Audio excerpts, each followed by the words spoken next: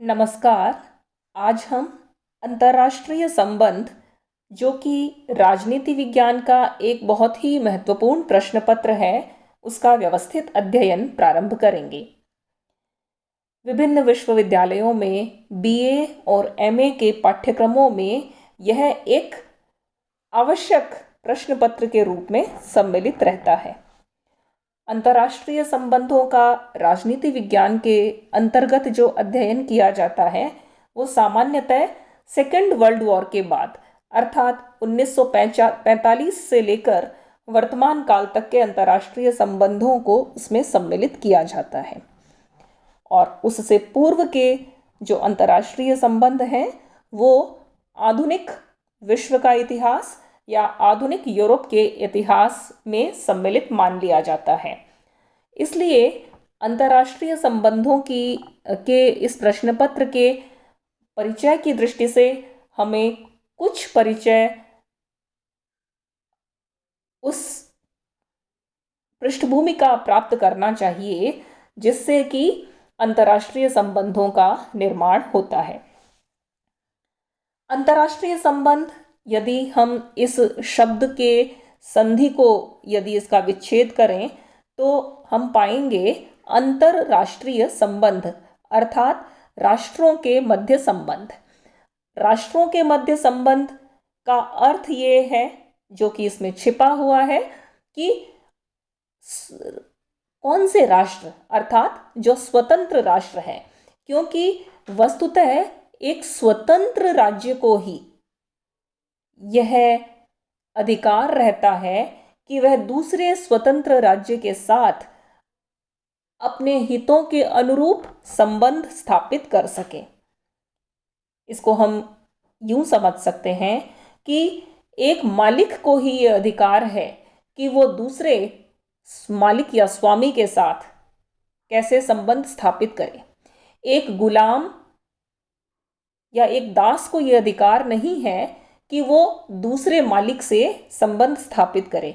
इसलिए यदि कोई राज्य स्वतंत्र है, यदि वह संप्रभु है, जैसा कि हम जानते हैं कि अंतर्राष्ट्रीय या हम राजनीति विज्ञान की शब्दावली की जब हम चर्चा करते हैं तो राज्य वह होता है जिसका अपना एक निश्चित भूभाग है, जिसकी जनसंख्या है, जिसमें सरकार होता है और जिसका चौथा अंग होता है संप्रभुता। तो अंतर्राष्ट्रीय संबंध उन संप्रभु राज्यों के मध्य घटित होते हैं जिनकी स्वतंत्रता और संप्रभुता को शेष दूसरे राज्य मान्यता प्रदान करते हैं। इसलिए यह अंतर्राष्ट्रीय बिरादरी में संप्रभु और समान राज्यों के मध्य संबंधों पर आधारित होते हैं। अब जब हम अंतर्राष्ट्रीय बिरादरी की बात करते हैं, अंतर्राष्ट्रीय समुदाय की चर्चा करते हैं, तब हमें पीछे झांक कर देखना पड़ेगा कि ये अंतर्राष्ट्रीय संबंध, ये अंतर्राष्ट्रीय समुदाय जिसमें कि सभी राज्य बराबरी का दावा करते हैं, सभी राज्य चाहे वो छोटे हैं, चाहे वो बड़े हैं, चाहे वे शक्तिशाली हैं और चाहे वे शक्तिहीन हैं, अंतर्राष्ट्रीय क्षेत्र में सभी बराबरी का दावा करते हैं, तभी उनके मध्य संबंध समानता के आधार पर स्थापित हो सकते हैं। क्या इतिहास में हमेशा ऐसा ही था? नहीं। यदि हम अंतर्राष्ट्रीय संबंधों के इतिहास को हम देखेंगे तो हम यह पाएंगे कि जो विश्व का, जो मध्यकालीन विश्व का जो इतिहास है या जो प्राचीन विश्व का इतिहास है, वो मुख्यतः राजतंत्रों का या साम्राज्यों का इतिहास है। हम प्राचीन रोमन साम्राज्य की चर्चा करते हैं कि लगभग यूरोप के एक बड़े हिस्से पर रोम के सम्राट का शासन था और इस तरह से यूरोप में रोमन साम्राज्य था। पूर्व में अलग अलग प्रकार के, जैसे भारत में मौर्य साम्राज्य था तो एम्पायर्स का शासन था, चीन में हान साम्राज्य था। तो बड़े बड़े राजाओं के जो सम्राट होते थे और उनके अधीन अनेक राजा उनके साम्राज्य की सीमाओं में आते थे। तो इस प्रकार के संबंध थे, ये साम्राज्यों के और राजाओं के संबंध थे। मध्यकाल का जब उदय हुआ उस समय भी साम्राज्य थे, किंतु यूरोपीय राजनीति में धर्म के उदय से धार्मिक तत्व का या धर्म के तत्व का राजनीति में प्रवेश हुआ। क्योंकि मध्यकाल में इस्लाम का उदय हुआ, मध्यकाल में ईसाइयत का उदय हुआ, तो इस तरह से इस्लाम है, ईसाइयत है, यहूदी धर्म है, इन धर्मों के प्रभाव से धार्मिक राज्यों का या धार्मिक साम्राज्यों का उदय हुआ। मध्यकाल के यूरोप को हम पवित्र रोमन साम्राज्य के अंतर्गत विस्तारित देखते हैं, अर्थात लगभग संपूर्ण यूरोप पवित्र रोमन साम्राज्य का ही एक भाग था, जिसमें वेटिकन सिटी का जो पोप है उसकी धार्मिक सत्ता के अंतर्गत पूरा यूरोप और यूरोप के सभी राजा उसकी धार्मिक सत्ता को स्वीकार करते थे और इस तरह से एक ही ईसाई रोमन साम्राज्य के अंतर्गत समाहित थे। इसलिए वो न तो स्वतंत्र थे, न संप्रभु थे और अंतर्राष्ट्रीय संबंधों के संचालन में उनकी अपनी कोई राजनीतिक राय नहीं थी। किंतु मध्यकाल का जो अंत होता है उसका एक जो महत्वपूर्ण जो लक्षण है वो है पवित्र रोमन साम्राज्य का पतन, अर्थात धर्म के तत्व का राजनीति से पृथक हो जाना, पोप की धार्मिक सत्ता का अंत हो जाना और जो यूरोप पवित्र रोमन साम्राज्य के अधीन लंबे समय तक, लगभग 1000 साल तक एक धार्मिक सत्ता के अधीन संगठित था, आधुनिक काल के आने तक यानी कि 15वीं शताब्दी के प्रारंभ से अलग अलग संप्रभु राज्यों का उदय होना शुरू हुआ, अर्थात अपने अपने भौगोलिक सीमाओं के आधार पर अलग अलग राजाओं ने यह दावा किया कि हम अपने भूभाग के संप्रभु और स्वतंत्र राजा हैं। ब्रिटेन का राजा ब्रिटेन के अलग चर्च का प्रमुख अधिकारी था और ब्रिटेन के राजा ने यह दावा किया कि उसके भूभाग पर किसी बाहरी शक्ति, यहाँ तक कि पोप का भी कोई अधिकार नहीं है। इसी तरह से Germany, Spain, Austria, France, Belgium, Denmark, यानी कि जितने भी यूरोप के छोटे छोटे, इटली, यूनान, ये जितने भी राज्य थे, इन सभी राज्यों की जो भौगोलिक सीमाएं हैं उन भूगोल के आधार पर, कहीं पर भाषा के आधार पर, कहीं पर धर्म के आधार पर, अलग अलग आधारों पर राष्ट्रीय राज्यों का निर्माण हुआ। तो इस तरह से हम कह सकते हैं कि ये जो अपने अपने भूभाग पर राज्य करने वाले जो राजा हैं, ये अपने भूक्षेत्र के संप्रभु राजा थे और दूसरे अन्य संप्रभु राजाओं के साथ समानता पर आधारित इनके संबंधों का निर्माण हुआ। इस प्रकार से हम यह मान सकते हैं कि पॉलिटिकल साइंस के कॉन्टेक्स्ट में हम जिन अंतर्राष्ट्रीय संबंधों की बात करते हैं वो एक आधुनिक अवधारणा है, एक मॉडर्न कॉन्सेप्ट है जिसका कि उदय मध्यकाल तक नहीं हुआ था। क्यों नहीं हुआ था या आधुनिक अवधारणा क्यों है? क्योंकि अंतर्राष्ट्रीय संबंधों की तो इकाई ही संप्रभु राज्य है और संप्रभु राज्य की अवधारणा का उदय ही आधुनिक काल में हुआ है। जैसा कि मैंने बताया, मध्यकाल में तो संप्रभु राज्य थे ही नहीं। भूगोल, छोटे छोटे भौगोलिक भूभागों पर आधारित राज्य का कोई अस्तित्व ही नहीं था।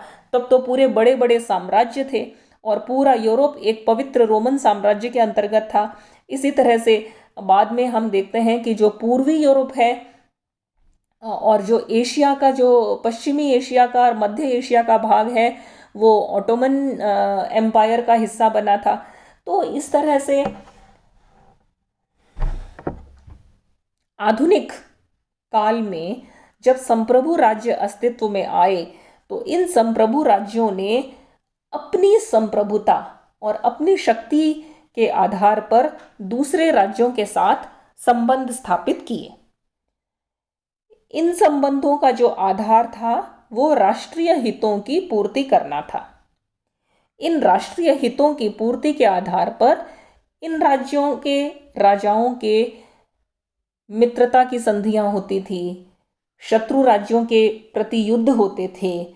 इस प्रकार से युद्धों और संधियों का एक जटिल जाल अंतर्राष्ट्रीय संबंधों के क्षेत्र में हमें दिखाई देता है।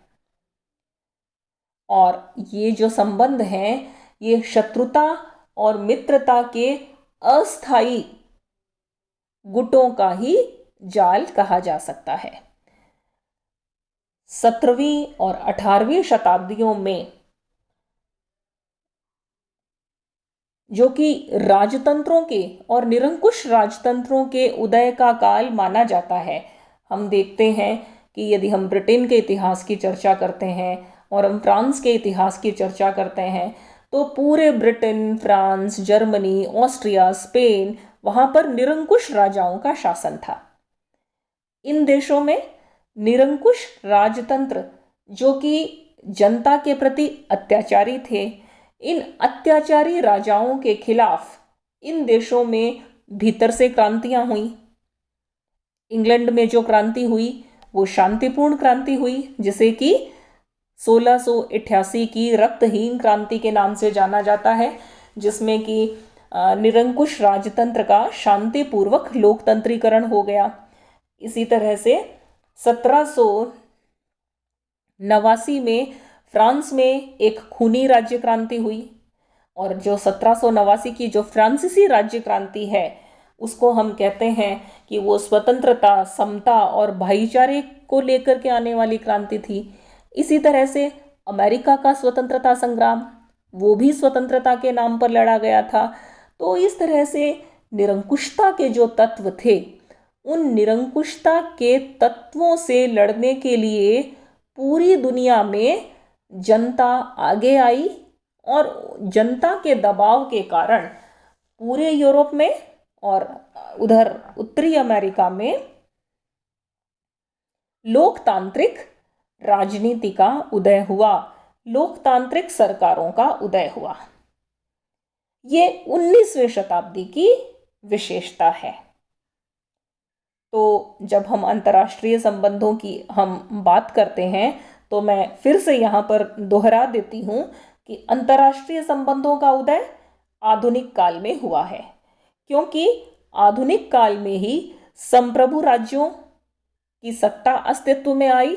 आधुनिक काल से पहले दुनिया में साम्राज्य थे और साम्राज्यों में सभी एक बड़े राजा के अंतर्गत शासित रहते थे। इसलिए स्वतंत्र अंतर्राष्ट्रीय संबंधों का विकास मध्यकाल में नहीं हो पाया था। आधुनिक काल में जो पहला दौर था वो निरंकुश राजाओं का दौर था, निरंकुश राजतंत्रों का दौर था और इन निरंकुश राजतंत्रों के खिलाफ पूरे यूरोप के विभिन्न राज्यों में क्रांतियां हुई और क्रांतियों के पश्चात वहां पर लोकतांत्रिक सरकारों का उदय हुआ। लोकतंत्र एक बहुत ही महत्वपूर्ण आधार है अंतर्राष्ट्रीय संबंधों का, क्योंकि अंतर्राष्ट्रीय संबंध इस मान्यता पर आधारित है कि यह दुनिया शांति से रहने के लिए है। मानव जाति जो कि विभिन्न देशों में, विभिन्न राष्ट्रों में, विभिन्न राज्यों में निवास करती है, हम सब एक बड़े वैश्विक परिवार का हिस्सा हैं। भारत की मान्यता है, प्राचीन मान्यता है, वसुधैव कुटुंबकम। तो पूरी धरती ही एक परिवार है। तो इस धरती पर ये जो विभिन्न राज्य हैं, इन राज्यों को आपसी युद्ध के आधार पर नहीं, वरन शांति के आधार पर अपने संबंधों का संचालन करना चाहिए। और 19वीं शताब्दी तक आते आते हम देखते हैं कि जो लोकतंत्र है वो विश्व की एक बड़ी विशेषता बन चुका था, और खासकर यूरोप की विशेषता बन चुका था। लेकिन हम यह देखें कि एशिया, अफ्रीका और लैटिन अमेरिका के जो देश थे वो अभी 19वीं, खासकर 18वीं और 19वीं शताब्दियों में यूरोप ने इन देशों को अपना गुलाम बना लिया। खासकर यूरोप के जो मातृ देश थे, जैसे कि ब्रिटेन है, फ्रांस है, पुर्तगाल है, ऐसे बहुत, हॉलैंड है, इन सब देशों ने एशिया, अफ्रीका और दक्षिण अमेरिका के देशों को अपना गुलाम बनाया। तो लोकतंत्र की जो बयार है वो केवल अभी यूरोप में ही बह रही थी, यूरोप और उत्तरी अमेरिका में बह रही थी। यह जो लोकतंत्र की जो ठंडी हवा है, ये एशिया और अफ्रीका इत्यादि देशों तक नहीं पहुंची थी। यह लोकतंत्र जो है वो 20वीं शताब्दी के मध्य तक आते आते एशिया, अफ्रीका और लैटिन अमेरिका में भी आया। तो अंतर्राष्ट्रीय संबंधों का जो वास्तविक उदय जो हमारे पाठ्यक्रम की दृष्टि से होता है वो 1945 के बाद मानते हैं, क्योंकि 1945 में हम यह देखते हैं कि द्वितीय विश्व युद्ध समाप्त होता है। 20वीं शताब्दी ने 2 विश्व युद्ध दिखाए। प्रथम विश्व युद्ध 1914 में शुरू हुआ और 1919 में समाप्त हुआ, और द्वितीय विश्व युद्ध 1939 में शुरू हुआ और 1945 में समाप्त हो गया। दोनों ही विश्व युद्ध यूरोप की मुख्य भूमि पर लड़े गए थे, और इन दोनों विश्व युद्धों के मध्य का, बीच का जो काल है वो एक बड़े भारी वैश्विक संकट का काल कहा जाता है, जिसमें जर्मनी और इटली में नाजीवाद और फासीवाद का उदय हुआ, और जापान में सैन्यवाद का उदय हुआ। यानी कि 3 तानाशाही शक्तियों का उदय इन 2 विश्व युद्धों के मध्य हुआ, जर्मनी, जापान और इटली। जो लोकतांत्रिक देश थे उन सभी लोकतांत्रिक देशों ने मैत्री का गठबंधन करके इन तानाशाही राज्यों के विरुद्ध युद्ध किया, और इन दोनों विश्व युद्धों में उनको पछाड़ दिया। तो जो दूसरा विश्व युद्ध समाप्त हुआ, उस दूसरे विश्व युद्ध की समाप्ति पर एक तरफ तो जर्मनी, जापान और इटली की हार के साथ ही वहाँ तानाशाहों का अंत हो गया, और दूसरी तरफ मित्र देशों के फ्रांस, ब्रिटेन और ये जो अन्य देश थे उनके उपनिवेशों को भी स्वतंत्रता प्राप्त हो गई। और 1950 से लेकर के और 1965 तक का जो कालखंड है, उस कालखंड में विश्व में स्वतंत्र देशों की जो संख्या है वो बढ़कर के 100 से भी अधिक हो गई। और आज तो हम यह देखते हैं कि लगभग 200 स्वतंत्र राज्य पूरी दुनिया में अस्तित्व में हैं। 193 स्वतंत्र राज्य आज संयुक्त राष्ट्र संघ के सदस्य देश हैं। इस तरह से 1945 के बाद के कालखंड को वास्तव में अंतर्राष्ट्रीय संबंधों के अध्ययन के दृष्टिकोण से एक आदर्श समय माना जा सकता है, जबकि पूरी दुनिया के जो देश हैं वो सभी स्वतंत्र हो गए। पूरी दुनिया से उपनिवेशवाद समाप्त होने लगा या उपनिवेशवाद समाप्त हो गया और छोटे या बड़ी देश सभी देशों में अलग अलग प्रकार की लोकतांत्रिक सरकारों का उदय हुआ। यद्यपि कहीं पर लोकतंत्र के नाम पर तानाशाही शासन भी स्थापित हुए, कहीं पर लोकतंत्र के नाम पर साम्यवादी शासन स्थापित हुए, यानी कि लोकतंत्र के अलग अलग प्रकार अस्तित्व में आए, लेकिन राजतंत्र की पूरी तरह से समाप्ति हो गई। इस प्रकार बराबरी और समानता के आधार पर, यद्यपि यह बराबरी और समानता केवल सिद्धांत में ही थी, व्यवहार में अभी भी हम अंतर्राष्ट्रीय संबंधों को पढ़ते समय देखेंगे कि किस तरह से जो महाशक्तियां हैं, जो सुपर पावर्स हैं, वो छोटे देशों को अपने प्रभाव में बनाए रखना चाहती हैं और कभी भी इनको अपने प्रभाव से बाहर नहीं जाने देती हैं। इस तरह से अंतर्राष्ट्रीय संबंधों का जो फलक है वो द्वितीय विश्व युद्ध के बाद वास्तव में बढ़कर के वैश्विक हो गया है, ग्लोबल हो गया है।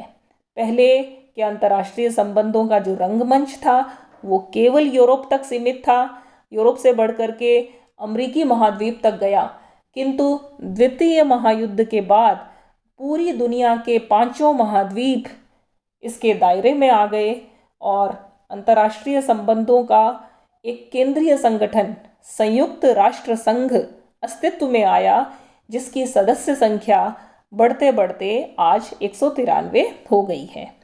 इस परिचय के साथ ही आगे हम अंतर्राष्ट्रीय संबंधों के बारे में अलग अलग प्रकार से अलग अलग क्षेत्रवार अध्ययन प्रारंभ करेंगे। धन्यवाद।